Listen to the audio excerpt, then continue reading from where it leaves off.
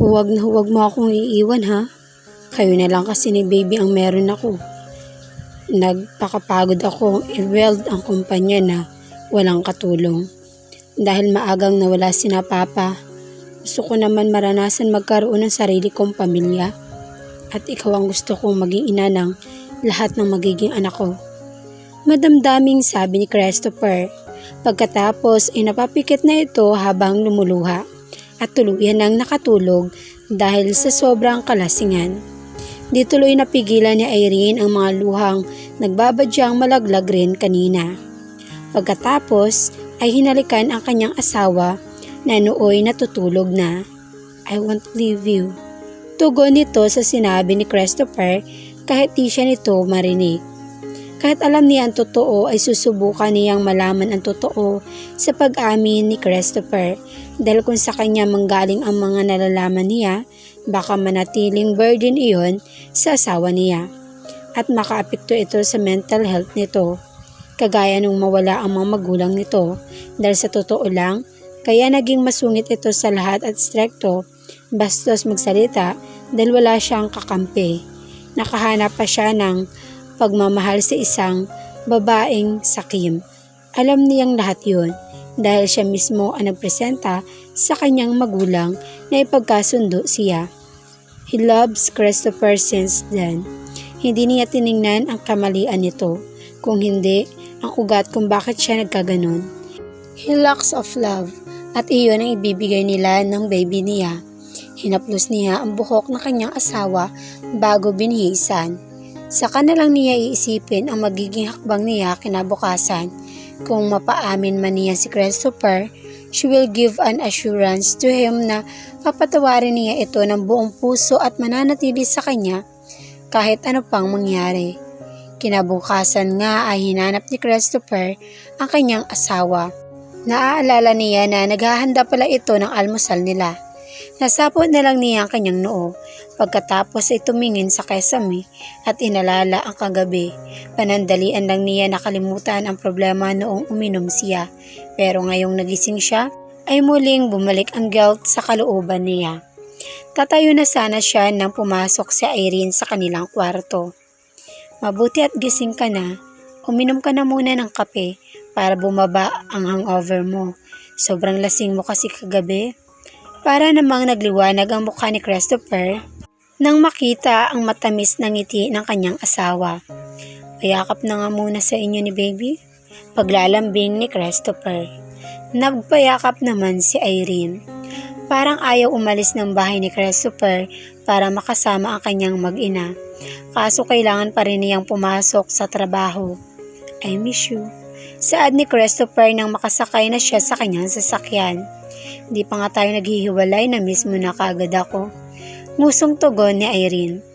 Masama bang mamiss ka kahit kasama kita? Okay na po, I miss you too po. Hinalikan ni Christopher ang asawa sa noo. Pagkatapos ay tuluyan na itong nagpaalam kay Irene. Samantala, tinawagan ni Irene si Agnes kung nakuha na ba nito ang mga bagong impormasyon tungkol kay Divine. Yes ma'am, kumuha po siya ng peking dokumento tungkol sa kanyang pagbubuntis. Sagot ni Agnes kay Irene. Nakuha mo na ba lahat? Yes po ma'am, dadalhin ko na po dyan. Nang matapos ang usapan ay nagplano na siyang paaminin ang asawa bago pa lumala ang problema at masira ang imahe nito sa kanyang mga magulang. At para tuluyan na rin maputol ang ugnayan niya kay Divine, bukod sa abusado na'y adik pa. Sa kabilang banda, habang nagdadrive papuntang kumpanya si Christopher, ay nakatanggap siya ng tawag mula kay Divine. Ayaw sana niya itong pansinin kaso baka tutuhanin nito ang iskandalo tungkol sa kanyang pagbubuntis. O ano na naman? Ano bang problema mo? Naiinis niyang sagot sa tawag. Kung ayaw mong mamatay itong nobya mo, pumunta ka dito. Sagot ng baritonong boses. Nagulat si Christopher. Kinabahan siya sa maaaring mangyari, lalo na at dala-dala rin ni Divine ang isa pang anak niya.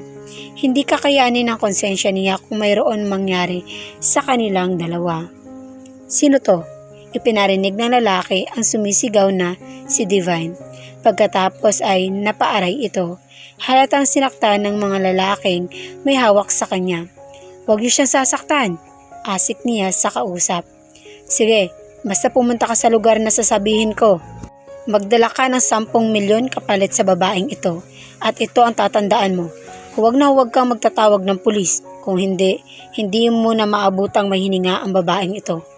"Sige, pupunta ako," sagot niya. Pero bago siya pumunta doon ay tumawag na siya sa mga pulis at isinalaysay ang nangyari. Wala siyang tiwala sa mga lalaking kausap niya. Baka di rin nila tuparin ang sinabi nila. Mabilis niyang pinaharurot ang sasakyan papunta sa lugar na ipinadala ng mga kidnapper.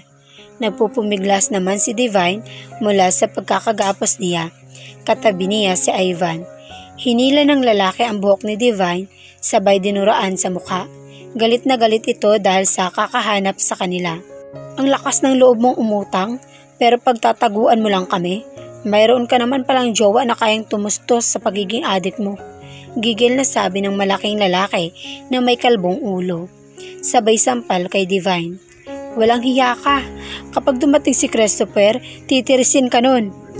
Tumawa ang mga lalaking may hawak sa kanya. "Huwag kang mag-alala. Mamamatay siya. Akala mo ba makakalabas kayo ng buhay dito?" sabi ng lalaki, sabay halakhak ulit. Samantala, chinek ni Irene ang lokasyon ng kanyang asawa. Nagtaka siya nang makitang lumalayo ito sa kumpanya. At ang mas nakakapagtaka ay hindi rin ito papunta sa lokasyon kung saan nakatira si Divine. Muli siyang nagpatawag kay Agnes upang tumawag ng makakasama niya, masundan lang ang kanyang asawa. Kinukutuban kasi siya sa maaaring mangyari, lalo na at lulong ang babaeng si Divine. Sa pagdating ni Christopher sa isang hideout, ay sinalubong siya ng mga kalalakihan. Nilabas din nila sina Ivan at Divine. "Nasaan ang pera?" sigaw ng lalaki. Itinaas ni Christopher ang bag na naglalaman ng pera. Binuksan niya iyon upang ipakita na may laman talagang pera iyon. "May pambayad pala sa droga ang babaeng to. Pinagtaguan pa kami. Mas madali ka naman palang kausap kaysa dito." Nagulat si Christopher sa nalaman, ngunit di na lang siya nagsalita. "Huwag ka ng maraming satsat. Dalhin mo na dito sa akin si Divine bago niyo kunin ang pera." "Ano ka? Swiniswerte? Kaliwaan tayo, bata," tanggi ng kalbong lalaki. "Sige." Umangal naman si Ivan kung bakit si Divine lang ang palalayain. "Sino siya?" tanong ni Christopher. "Sino pa? Kakuntsaba ng malanding babae na to," sagot ng kalbong lalaki. Nagpailing-iling naman si Divine bilang pagtanggi. Naikuyom na lang ni Christopher ang kanyang kamao dahil mukhang may hinala siya na ito ang lalaking tumatawag kay Divine. Gustong-gustong magbago ng desisyon niya, kaso alalang-alala sa bata. Tutubusin niya ang babae. "Hindi ko tutubusin ang yan." Nagmakaawa si Ivan na iligtas rin siya, pero di nagpatinag si Christopher, kaya si Divine ang kinausap niya. Sasabihin niya ang ginagawa nilang dalawa kung di niya kukumbinsihin si Christopher. "Mamamatay ka lang din naman at hindi yan maniniwala sa'yo." Galit na galit si Ivan, pero wala siyang nagawa. Nagkaliwaan nga si Christopher at ang kalbong lalaki. Ngiting-ngiti pa si Divine dahil di siya iniwan ni Christopher. Nahawakan na ni Christopher si Divine at bago pa niya maiabot ang bag ng pera ay biglang natamaan ng isang sniper ang kalbong lalaki.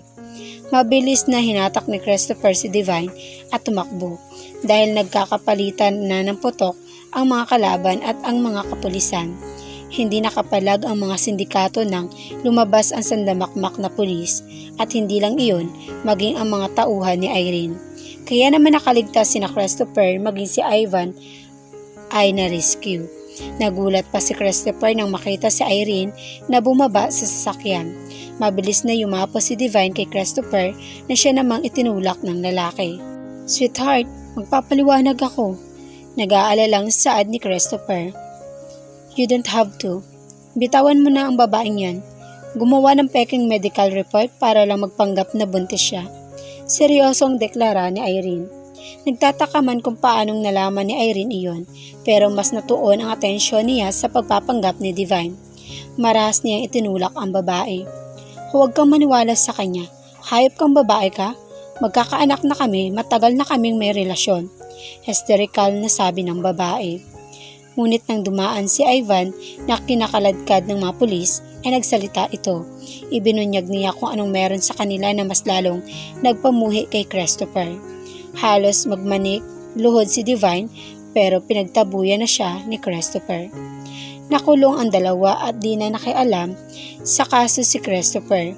Wala na siyang obligasyon sa babae lalo na at di pala ito buntis. Ang problema na lang niya ngayon ay ang kanyang asawa. Kahit may alam na ito tungkol sa kanila ni Divine, ay buong puso niyang ikukumpisal sa asawa niya ang buong katotohanan. Ayaw niyang lukuhin si Irene. Ano't ano pa man ang magiging desisyon ng kanyang asawa, ay rerespetuhin niya iyon.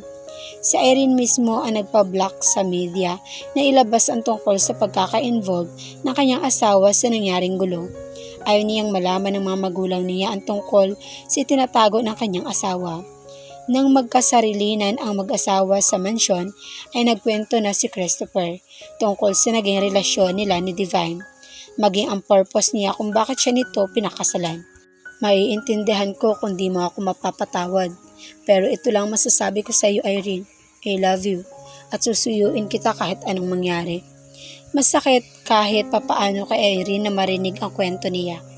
Umupo siya sa tabi ng kanyang asawa at niyakap ito. Nandito lang ako, maging ang baby natin. Hindi ka namin iiwan. Alam ko naman lahat. Ang gusto ko lang, magkusa kang sabihin ang totoo. Ngayon, panatag na ako dahil pinagkakatiwala mo na sa akin ang buhay mo. Malumanay na sabi ni Irene. Tinitigan ni Christopher ang mga mata ni Irene, nalaglag ang kanyang mga luha, sabay halik sa kanyang asawa. Parang lahat ng bigat na daladala niya ay nawala. Gumaan ang pakiramdam niya dahil sa wakas napunta siya sa isang babae na kinikilala siya at minamahal siya sa kabila ng mga pagkakamali na nagawa niya sa kanyang buhay. I promise to you, I will be the best husband and a father. Mahal na mahal kita, Irene. Naiiyak na rin si Irene sa mga narinig. Sa wakas ay magiging mapayapa ang marriage life na pinapangarap niya at sa taong mahal pa niya. After 5 years, dumating si Christopher galing sa trabaho. Nakatayo siya sa bungad ng mansyon pero walang asawa at mga chikiting na sumasalubong sa kanya. Si Manang Faye lang ang dumating at may dala pang cookies na nginangat-ngat. Sir, nagkakagulo po sa kusina. Nag-bake kasi si Ma'am ng cookies. Ang sarap kasi kaya nag-aagawan ang mga bata. Napangiti na lang si Christopher. Tinungo niya ang kinaroroonan na mag-iina niya at halos di magkanda-ugaga ang asawa niya sa pag-abot ng cookies dahil nag-aagawan na sila. Tumikhim si Christopher. Kaya sabay-sabay na lumingon sa kanya ang mga bata. Nang makita na may dala itong mga laruan, ay sa kanya naman nagkagulo ang mga bata. Lahat kayo meron, huwag kayong mag-agawan. Awat ni Christopher sa 5 niyang anak. Lumapit si Irene sa kanya at ngumuso. Kaya humalik si Christopher sa kanya. Di nila mawari ang saya nila kahit ang gugulo ng mga anak nila. Ano, carry pa? Tanong ni Irene. Kulang pa to. Dadagdagan ko pa sa next time. Kambal na talaga. Napangiwi naman si Irene sa sinagot sa kanya ng asawa. Lalaki nga naman. Sabi ni Irene habang bumabalik sa binibake niya. At doon na lamang po nagtatapos ang aking kwento. At kung nagustuhan niyo po ang aking kwento, huwag niyo pong kalimutang i-subscribe at i-click ang notification bell para maging updated pa po kayo sa susunod pang video. Thank you and God bless.